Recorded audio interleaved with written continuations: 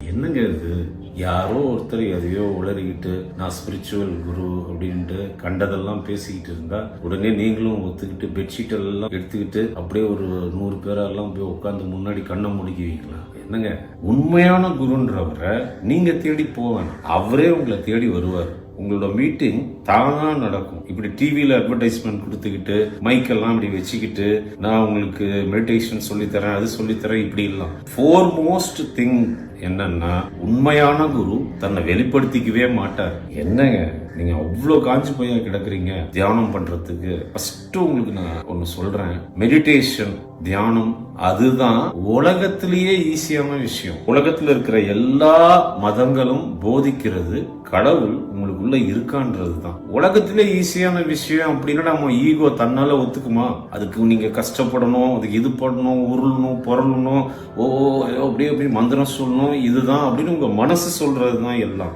இருக்கிறதுல easy புத்தரோட technique தாங்க. Just இங்க இது பாருங்க, நாஸ்ட்ரில் சொல்லுவோம், காத்து போற இடம் சொல்லுவோம் நம்ம.